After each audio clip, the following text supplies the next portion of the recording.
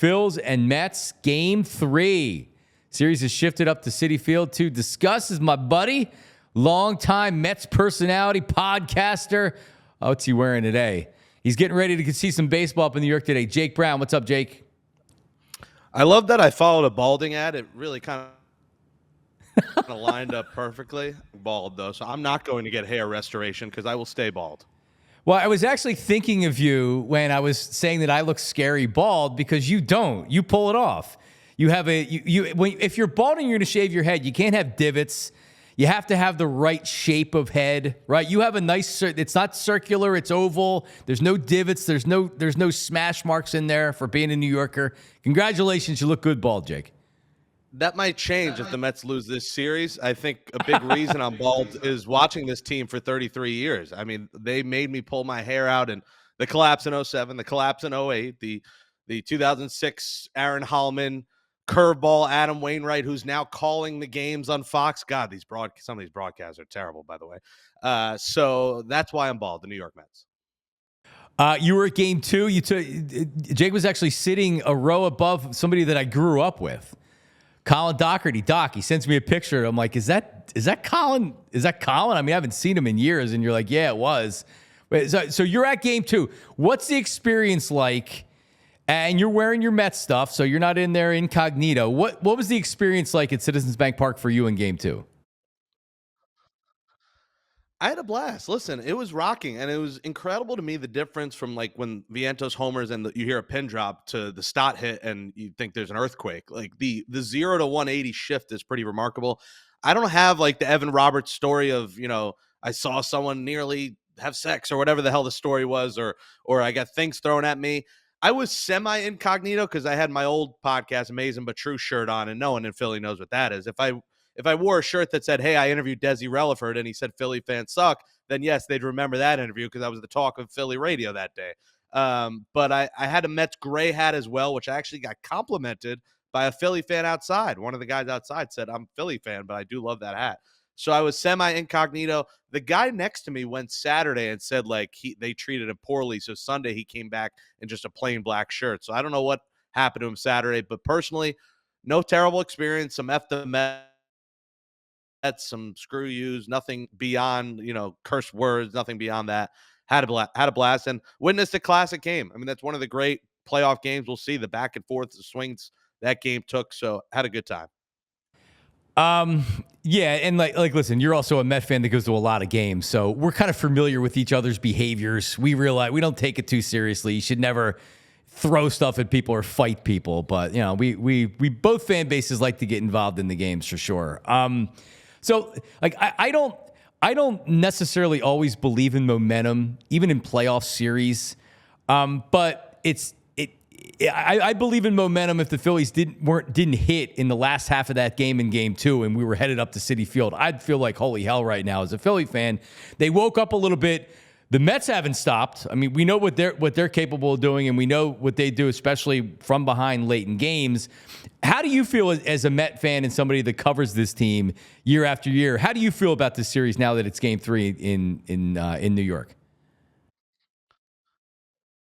Listen, I'm a Met guy, so I'm more nervous now after they blew that game. I figured if they hammer that game home, if you put Stanek in instead of McGill in that ninth inning, I think the game goes a different way. You went with a guy who's never done that before in the playoffs in relief, and Tyler McGill, and you lose the game, and he had a chance to get out of it. He had Harper, nearly. He had Castellanos 0-2, and he blew it. So I feel pretty good, though. Listen, the Mets, this place is going to erupt. The Mets haven't seen a division series at Citi Field since 2015. It's been 9 long years since a freaking division series. We're not talking about the World Series here. So they've never witnessed a clincher as well in Citi Field history, by the way. The Mets have never clinched a series at home in their building since 2000 at Shea Stadium when they won the NLCS to play the Yankees in the World Series. That's 24 long years. So they're hoping they can win both, because I know what it's going to be like Friday night if they have to go back. I think they got their head horses going. Sean Manaea has been their ace this season. They have a chance for Kodai 4, I think, if they can close it out, although I think he goes in Game 5 in Philly. But they have options with Senga back, with Peterson being kind of this weapon as a reliever / starter. With Quintana, how well he's pitched, he'll likely start Game 4, but they'll have arms ready. So I feel pretty good. I feel the momentum is kind of 50-50. The Phillies have been there before. It's not like they're going up against a team that hasn't shown resilience in October, but this Mets team feels like what the Diamondbacks did last year, like slide in the playoffs at the last second, ride the wave, but they're having fun with it. And as a Met guy, this has been incredible to root for. It's been incredible to watch because the last year this team had no team chemistry. 2 years ago, there were a lot of guys in that clubhouse that didn't really like each other. This team all loves each other. I know Philly fans will rip the OMG sign. I saw someone say they want to bomb the OMG sign. Well, it's dumb. It's the Mets are dumb. They're a dumb franchise. They're full of gimmicks, but the gimmicks have worked and it's added to the allure of what's been a fun year. Baseball players are always looking for that thing to rally around. And as stupid as that sign is, you can tell it means something to these guys. It's kind of like their rally squirrel or rally monkey in Anaheim all those years ago. And I think it's stupid, but it works for them. Well, John, they had a rally dildo and Mickey Callaway. They've come from the circus to the playoffs. Like we're talking about, they were on The Greatest Showman, and it wasn't Zac Efron and Hugh Jackman. It was, it was the guy who starred in Sharknado. It was a Sharknado cast, and now they're an Oscar-winning cast. So a lot has changed in Queens. So you mentioned Minai, man. Like it's so hard to get deep in these games in the playoffs to where you're hoping your starter gets you through 5 or 6, right? Mets bullpen looked tired in game 2. Diaz didn't look the same. He was missing his spots. And when you look at what the Mets have needed to go through to get to game 3 right now, they played essentially a month worth of playoff games. They had to play a doubleheader on Monday. Then they had to win games in Milwaukee and then pivot right back to playing the Phillies. Meanwhile, the Phillies bullpen is rested, or certainly more rested, but they've been really ineffective. So like tonight, if you turn this into a game of bullpens, I still feel like the Phillies have the edge because they've had more rest, but it's still shaky. Nobody in the Phillies bullpen's really been good, and the Mets feel like that they're kind of slowing down a little bit there. So bullpen-wise, how are you feeling, and how much of this recent long stretch of games do you think is affecting them right now? I eat a lot of chicken parm. I eat a lot of unhealthy food. But I think Edwin Diaz is worse than the food that I eat for my heart, for my health. You just can never trust this guy. He's $100 million closer, and you cannot trust him. But I do think you got to factor in. You talk about the fan base in Philly, how rowdy it gets. The Mets get crazy when there's pitching change. Like they have a whole light show. They have trains. It's kind of intimidating. Like I get intimidated as a fan of that team when I go in there. So every time there's a pitching change and a Philly reliever comes in, there's all sorts of light shows. They shut the lights. They put a train out there. It gets rowdy. So that's something to factor. And I do think Edwin Diaz is far better at home with the trumpets, with Timmy Trumpet, with them, with not even circus, but the parade that kind of happens when he comes in. The numbers show it. He's just a far better home pitcher than he is on the road. He's a choke artist on the road. He choked in a game in Arizona. He choked in a game in Atlanta. He choked in a game in San Diego, and he choked a game in Philadelphia. He's had some monumental choke jobs for this team, and luckily they've been able to rebound. So I don't feel great about Diaz, but I don't feel great about Maytone. I feel good about Stanek. We're talking about a guy who had a sub-1 ERA in the playoffs of the Astros 2 years ago, who's just a really good playoff reliever. Maytone the same, but I feel Maytone's a little bit gassed. I think yesterday's off day will help, but I don't feel great about this Mets bullpen. So I do hope Sean Manaea could go deep and shove, but who knows? He's coming off a couple of outings where he wasn't incredible, but I think they're going to need the bullpen to get the job done. Who's your Met? Right? Like when I was like Jake Brown, who's your favorite Met? Who's your go-to Met? Currently or all time? All time. When you think Met, this is the guy you say.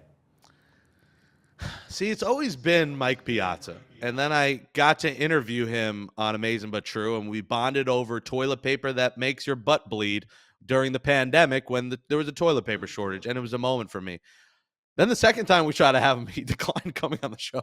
So he like took a step down the pole for me once he declined the second time coming on. But all time is Piazza. David Wright's probably number 2. Oh man, so you were the collapse in 2007. So you said you're 33, so you were like in high school, late in high school when that happened. God, that must have been painful. Oh my God, 16-year-old Jake. I was on that Mordecai money, that bar mitzvah money, spending it all on sports memorabilia. And then the year after, they kind of collapsed again, and the guy on that team became my coach. host, Nelson Figueroa, Philly, by the way. So Figgy, now a good friend of mine, and he was part of the collapse. So I heard about the stories, and it hurt. And this team needs to overcome collapses. They need to overcome all the ineptitude. And it feels like destiny. And when Vientos homer to the ninth inning, this is where I thought I was going to get attacked. It got quiet, and I yelled out, "The comeback kids did it again!" And everyone looked at me, and I thought I was going to get spit on. Luckily, I wasn't. But yeah, this has to be the year. And if not, I do think they're headed in the right direction with Stearns, and they got the right manager in Carlos Mendoza.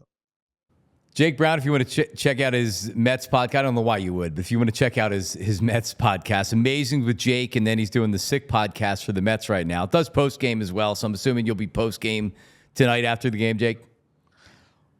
We'll see how I'm feeling. I don't know about right after. We'll see about the service in the ballpark. We'll see about the game result. All those kind of factor into play. But yeah, the Mets Magic podcast. At least subscribe to my YouTube if you're watching, listening. Jake Brown Radio. I do food reviews as well. I forgot to post I love the burnt ends cheesesteak at Citizens Bank Park. I had to pop a lactate before I ate it, but that was very good along with the Federal Donuts I enjoyed.